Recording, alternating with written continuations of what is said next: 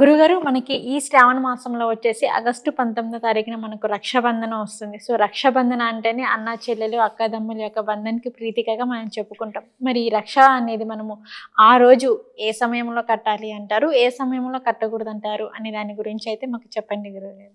చెల్లెల్ని ఆరాధించాలి. హ్మ్. చెల్లెలు అన్నని ఆరాధించాలి. అన్న చెల్లెల్ని ప్రేమించాలి. ఓకే. అక్కల్ని ఆరాధించాలి అన్నలు. తమ్ముళ్ళని అక్కలు ప్రేమించాలి. అంటే ఈ రాఖీ పౌర్ణిమ అనేటటువంటి పండగ శనీశ్వరుడి యొక్క చెల్లెల్ని బట్టి వచ్చింది. అసలు ఈ రాఖీ పౌర్ణమి అనే పండుగ ఎలా వచ్చిందంటారు గురువుగారు? ఈ సూర్యుడు ఉన్నాడు కదా, సూర్యుడికి భార్య సంధ్యాదేవి. ఓకే. ఆమె తన నీడని ఆయన కాపురం చేస్తుంది, యముడిని కంటుంది, యామిని అని ఆమెను కంటుంది. బాగున్నంత వరకు. ఈమె ఏం చేశాడంటే ఈయనకు ఇంకొక ఆ సంధ్యాదేవి సూర్యుడి యొక్క తాపంతో ఆ వేడిని భరించలేక, ఈయనతో కాపురం చేయలేక, అంటే కోపం ఎక్కువగా ఉన్న భర్తతో భయపడతారు కదా, అలా అనమాట. అలా భయపడి ఆమె ఏం చేసింది, తన నీడని ఛాయాదేవికి ప్రాణం పోసింది. ప్రాణ ప్రతిష్ఠ చేస్తే ఛాయాదేవి అయింది.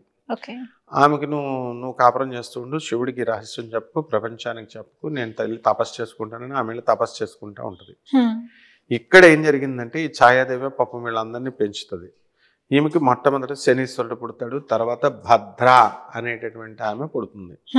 ఆ భద్ర అనేట ఆమె ఈ రాఖీ పౌర్ణమికి మూలం అన్నమాట. అంటే ఆ భద్ర అనేటటువంటి ఆమె అత్యంత క్రూర స్వభావం కలిగింది. ఎక్కడ పడితే అక్కడ గొడవలు పెడుద్ది. అన్న చెల్లెళ్ళకి ఇద్దరిని 5 నిమిషాల్లో విడదీసేస్తుంది.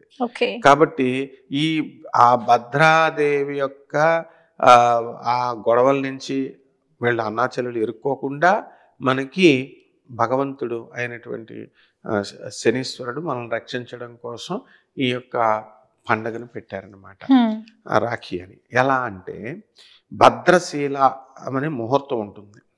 అది ఈరోజు రేపొద్దున 19వ తేదీన 12:30 వరకు ఉంటుంది, మధ్యాహ్నం వరకు.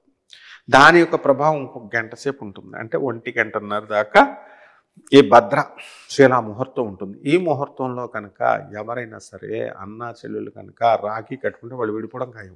ఓకే. ఆ ముహూర్తంలో కట్టొద్దు అసలు. అంటే ఎప్పుడు కట్టాలంటే ఈ ముహూర్తం 1:30 తర్వాత నుంచే కట్టాలి, మధ్యాహ్నం. ఈ సంవత్సరానికి ఎప్పటికప్పుడు మారిపోతా ఉంటాయి, ఇయర్కి.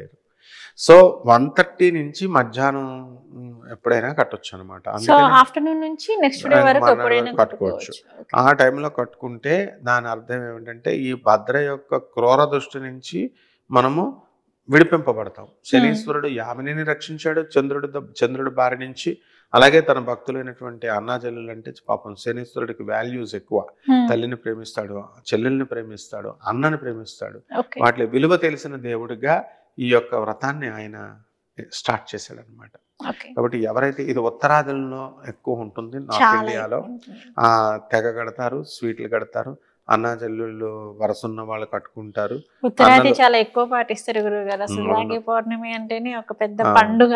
అక్కడి నుంచి స్లోగా మనకి దక్షిణాది సైడ్కి వచ్చేసింది. సో ఇక్కడ కూడా విజృంభించింది.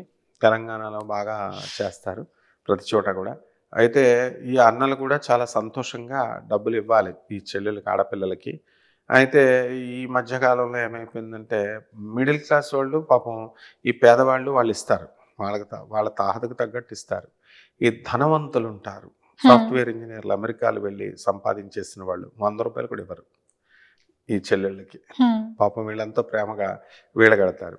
వీళ్ళు కడితే అంటే మరి అలా దాచేసుకుంటున్నారు అనమాట డబ్బుని. వాళ్ళని అంత డాలర్స్లో చూస్తారు వాళ్ళు. అందుకని $1 ఇచ్చేస్తే అమ్మ మా చెల్లికి ఇంత ఇచ్చేస్తామని ఎంతోమంది. ఇది నగ్న సత్యం నేను చెప్పేది, ఏదో థియరిటికల్గా పిచ్చివాగుళ్ళగా చెప్పట్లేదు. ఎందుకంటే నా స్టూడెంట్స్ అంతా యుఎస్లో, లండన్లో, ఆస్ట్రేలియాలో అన్ని దేశాల్లో ఉన్నారు. వాళ్ళ చెల్లెళ్ళు నాకు చెప్పినప్పుడు వాళ్ళ అన్న తెలుసు, నాకు వాళ్ళ తమ్ముడు తెలుసు, వీళ్ళు నాకు తెలుసు. కాబట్టి ఇవ్వనప్పుడు ఎవరు వీళ్ళు అంటే చెల్లెల యొక్క ఆశీర్వాదం, చెల్లెల యొక్క ఆనందం చూడాలి అన్న అన్నవాడు. వాడికి డబ్బులు లేవనుకో పర్వాలేదు, ఇవ్వకపోయినా ఏదో 100 రూపాయలు ఇస్తే సరిపోతుంది. వాడు హాయిగా 2-3 బిల్డింగ్లు కొడుతున్నాడు అక్కడ అమెరికాలో, 3.5 కోట్లు పెట్టి ఒక్కొక్కటి. చెల్లెలకు 10,000 20,000 ఇవ్వలేడా? అంత పిసనారులు ఉన్నారనమాట. కాబట్టి అలాంటి వాళ్ళకి ఇంకా చెల్లెం ఆశీర్వదిస్తుంది, పాపం అక్కేం ఆశీర్వదిస్తుంది. ఆ రోజు ఏంటంటే అర్థం, వీళ్ళు పుష్కలంగా ఇవ్వాలా. పుష్కలంగా ఇస్తే చెల్లెళ్ళు, అక్కలు వాళ్ళు పుష్కలంగా ఆశీర్వదిస్తారు.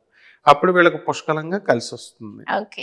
అంతేకాకుండా ఇది మనము పిసినార్తనం చేస్తే సరిపోదన్నమాట. కాబట్టి ఓకే. రాఖీ పౌర్ణమి రోజున చక్కగా ఈ చెల్లెళ్ళు కూడా చక్కగా స్వీట్లు అవి తీసుకొచ్చి మొత్తం అంతా కడతారనమాట.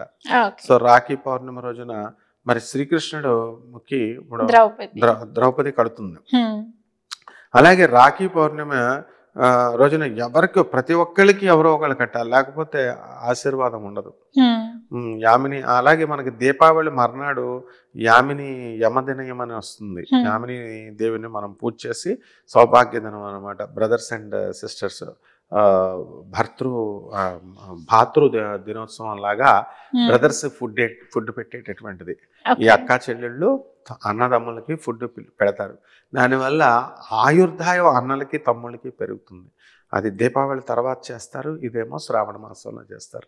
అదేమో యామిని కోసం చేస్తారు, యముడి చెల్లెలు. ఇదేమో శనీశ్వరుడి యొక్క చెల్లెలు అయినటువంటి భద్ర కోసం చేస్తారన్నమాట.